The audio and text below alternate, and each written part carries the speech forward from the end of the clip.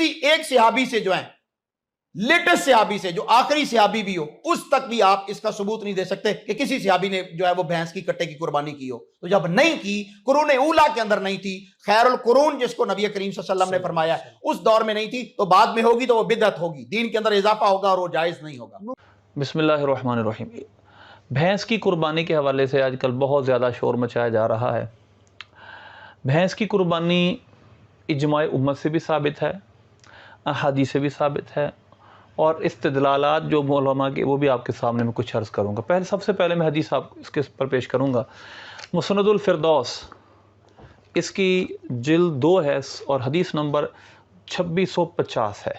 مولا علی کرم اللہ وجہ الکریم کا فرمان لکھا ہے, الجاموس تجزی عن سبعۃ فی الاضحیۃ, یعنی جاموس جو کہ گائے کی بھینس کی عربی ہے, جس کا معنی ہے کہ اس کی ترجمہ یہ ہے کہ بھینس 7 کی طرف سے جائز ہے, یعنی 7 لوگ اگر بھینس کے اندر شریک ہو جائیں تو وہ قربانی ہو جاتی ہے. دوسری جو حدیث کی کتاب ہے مصنف ابن ابی شیبہ, اس کے اندر لکھا ہے حدیث, اس کا باب ہے من قال فیما دون 30 من البقر زکات, یعنی بعض لوگ یہ بھی کہتے ہیں کہ 30 سے کم اگر گائے ہو تو اس پہ بھی زکوٰۃ ہوتی ہے.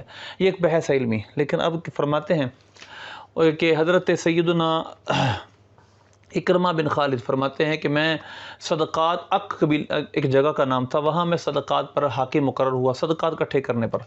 اب بات چلتے چلتے وہ سارے مسائل بیان کرتے, آخر میں فرماتے ہیں والجوامیس تعد فی الصدقۃ کالاباقیر, کہ جوامیس یہ جاموس کی جمع ہے, اس کا معنی ہے کہ بھینسیں بھی صدقات کے اندر گایوں کی طرح ہیں. اباقیر بقرہ کی جمع ہے, جوامیس جاموس کی جمع ہے, پلورل ہے یہ.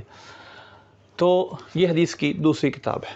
اسی کا میں ایک تیسرا حوالہ آپ کے سامنے پیش کرتا ہوں. امام حسن بصری رحمۃ اللہ علیہ کا قول لکھا ہے. حیرت کی بات یہ جو چھپی ہے اس میں یہ قول موجود نہیں ہے, لیکن اسلام ون ایب کے اندر اور میں یہ امام حسن بصری رحمۃ اللہ علیہ کا یہی قول ان سے مروی ہے, اور اس کا نمبر ہے 10,848.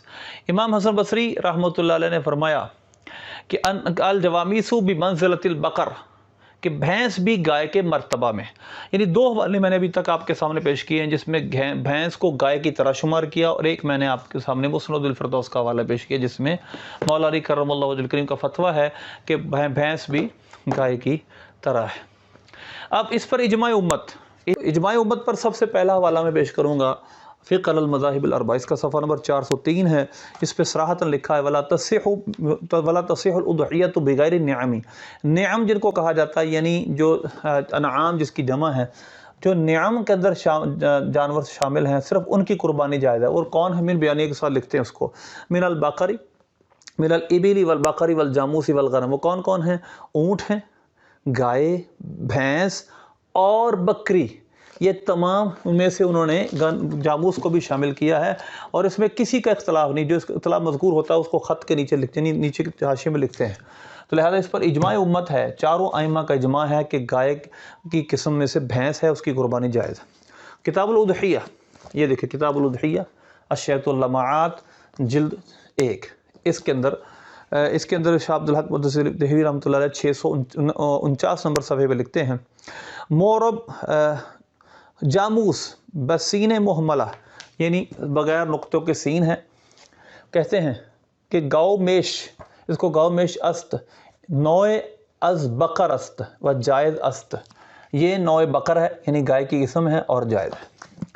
اسی طرح آپ موجب البسیط, موجب الوسیط, جس لغت کو اٹھائیں گے جاموس کی اگر آپ ڈیفینیشن دیکھیں گے وہ کہیں گے نوع من البقر.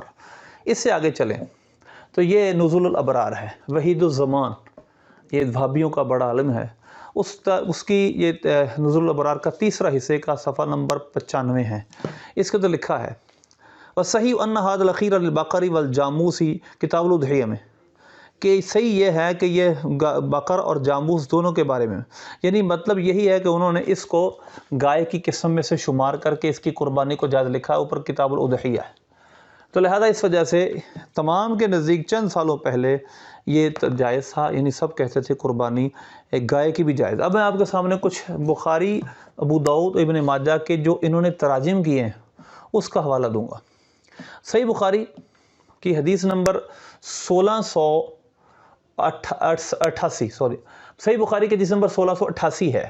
اس کا ترجمہ کرتے ہوئے لکھتے ہیں تمتع میں ایک اونٹ یا ایک گائے یا ایک بکری کی قربانی واجب ہے، یا کسی قربانی اونٹ یا گائے یا بھینس میں شریک ہو جائے. یہ آپ انشاءاللہ اس کے ساتھ ساتھ لگا دیا جائے گا. یہ اسلام ون ایپ سے، یہ وہابیوں نے ترجمے کیے ہیں، یہ دیوبندی ترجمے کیے ہیں، بریلوی کا ترجمہ ان میں سے کوئی بھی نہیں. اگر سنن ابو داؤد حدیث نمبر 2797 اس کی وضاحت میں مسنہ وہ جانور جس کے دودھ کے دان ٹوٹ چکے ہوں. یہ اونٹ میں عموماً اس وقت ہوتا ہے جب 5 برس پورے کر کے چھٹے میں داخل ہو گیا ہو. گائے، بیل، بھینس جب وہ 2 برس کے پورے کر کے تیسرے میں داخل ہو جائیں. بکری بھیڑ میں جب 1 برس پورا کر کے دوسرے میں شامل ہو جائے. یعنی ان تمام کی قربانی جائز ہے. اسی طرح ایک اور حوالہ سنن ابو داؤد 8796 نمبر حدیث میں ہے. حنفی مذہب میں بھینس کی قربانی جائز، اور دوسرے فقہا کے یہاں بھی اس کی قربانی اس بنا پر جائز کہ یہ گائے کی ایک قسم ہے. اسی طرح سنن ابن ماجہ کی حدیث نمبر 3191 کا اسلام ون میں جو اس کی وضاحت لکھی مسنہ، وہ سیم وضاحت وہی ہے جو ابو داؤد کی پہلی میں نے بیان کی ہے. یعنی ان کو بھینس کی قربانی کو جائز کہا ہے. بھینس اہل عرب کے نزدیک گایا، یہ معارف الحدیث دیوبندیوں کی کتاب ہے، مشکات کی شرح ہے. بھینس اہل عرب کے نزدیک گویا گائے ہی کی ایک قسم ہے. تو اس پر پتہ چلا کہ اس پر تمام امت کا ایک وقت تک اجماع تھا کہ بھینس گائے کی قسم ہے اور اس کی قربانی جائز ہے. یہ نئے لوگ جو پیدا ہوئے ہیں، فتاوی عالمگیری، ہدایہ، یہ سب جو حنفی کی کتابیں اس میں تو لکھا ہے کہ جاموس نوع من البقر، لیکن ان کے اپنے حوالے بھی اس پر موجود ہیں. فتاوی ثنائیہ، فتاوی نظیریہ، ان کے بڑے بڑوں کے حوالے موجود ہیں. میں نے صرف ایک پر اتفاق کیا ہے، نزول الابرار. سب اس قربانی کو جائز کہتے تھے، لیکن آج ان کی کچھ پونگ اور نئی نسل پیدا ہوئی ہے جو اس کو ان قربانی کو بلا وجہ ناجائز کہہ رہی ہے. اللہ ہمیں عمل کی توفیق دے.